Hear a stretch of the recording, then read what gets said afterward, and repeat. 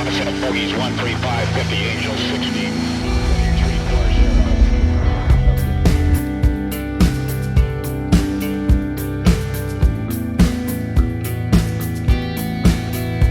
Ukraina mengklaim Rusia telah menggunakan rudal permukaan ke udara jarak jauh S-300 untuk menyerang target darat di Ukraina. Klaim yang dikeluarkan Gubernur Mykolaiv Vitali Kim di Ukraina Selatan itu sekilas terkesan mengada-ada, tetapi sebenarnya cukup masuk akal. Ini karena S-300 memang memiliki kemampuan serangan permukaan ke permukaan, meski kemampuan itu tidak terlalu terkenal.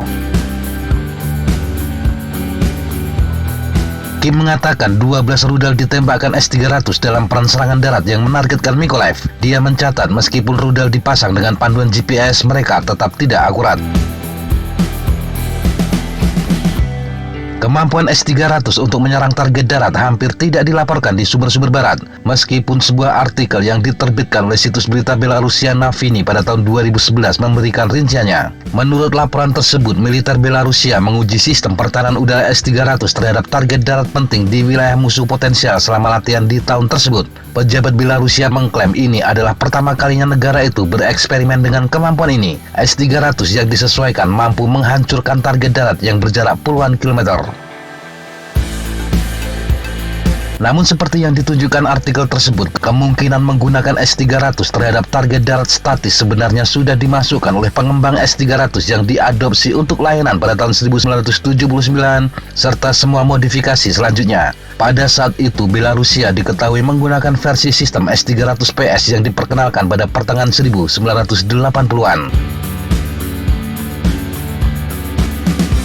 Sistem mencakup rudal 5V55R dengan jangkauan maksimal hingga 80 km terhadap target udara. Artikel Navini menyatakan bahwa jangkauan maksimal S-300 Belarusia terhadap target darat adalah 120 km. Rudal yang digunakan dalam seri S-300P ini memiliki sistem panduan inersia dengan pembaruan yang disediakan oleh tautan radio. Sementara untuk fase terminal menggunakan radar homing semi-aktif. Untuk target spesifik, panduan ini mungkin sulit tetapi cukup untuk target area yang luas. Selain itu, rudal tersebut juga akan sulit untuk dipertahankan. Terlebih kemungkinan dia menggunakan mode serangan rudal kuasi balistik berkecepatan tinggi.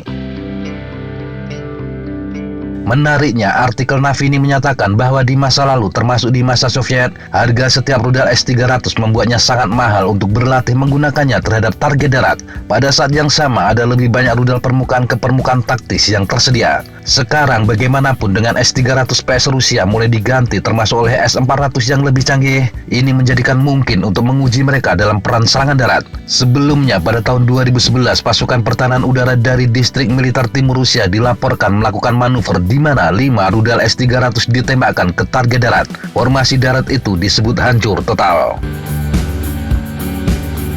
Mengapa Rusia menggunakan S-300 untuk menyerang target darat di Ukraina itu tidak jelas. Di satu sisi tampaknya menunjukkan kurangnya persenjataan yang lebih cocok, termasuk rudal jarak jauh presisi dipandu. Sudah sering Amerika dan Inggris mengatakan Rusia mungkin kehabisan stok rudal standoff, khususnya rudal jelajah serangan darat modern yang diluncurkan dari pembom serta dari kapal perang permukaan, kapal selam dan peluncur darat. Pada saat yang sama, mengganti jenis rudal ini menjadi lebih sulit. Tidak hanya mahal, tetapi efek sanksi terhadap Moskow akan membuat lebih sulit untuk mendapatkan komponen penting tertentu. Pertimbangan ini mungkin juga telah menyebabkan keputusan Rusia untuk menggunakan rudal era Perang Dingin KH-22 terhadap target darat, sesuatu yang juga tidak cocok untuk rudal ini.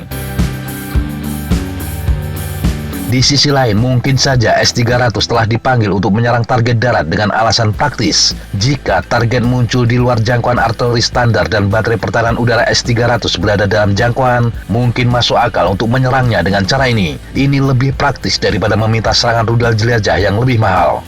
Rudal jelajah serangan darat tidak hanya harus melakukan perjalanan lebih jauh untuk mencapai target, tetapi juga akan melakukannya dengan terbang lebih lambat. Sistem juga akan membutuhkan waktu lebih lama untuk bereaksi.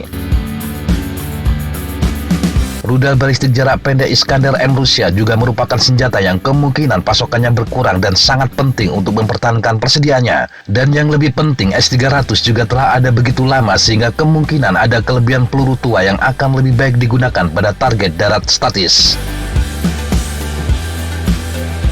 Jika memang Rusia memodifikasi senjata-senjata ini dengan panduan GPS, itu akan menunjukkan inisiatif jangka panjang yang lebih rumit untuk menggunakannya sebagai rudal balistik semu. Melakukan hal itu akan meningkatkan akurasi dengan margin yang signifikan, tetapi mungkin masih tidak seakurat sistem yang dibuat khusus. Hulu ledak fragmentasi mereka juga dioptimalkan untuk menjatuhkan pesawat, bukan menyerang target darat.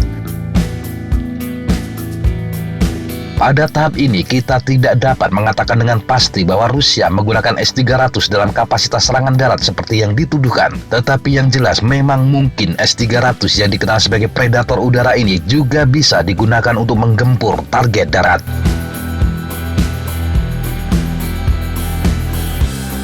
Demikian sahabat Jatapa informasi yang bisa kita sampaikan untuk kesempatan kali ini. Sampai jumpa di kesempatan yang berbeda. Tetap kunjungi kami di www.jatapa.com dan www.flightjournal.com. Tetap semangat dan jaga kesehatan. Salam, fly like an eagle, fight like a falcon.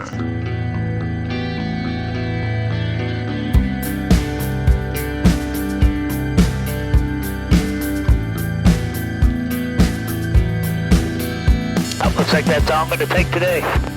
Okay, sir. Thanks for coming. Have a good flight. Hey, thank you guys. Appreciate it.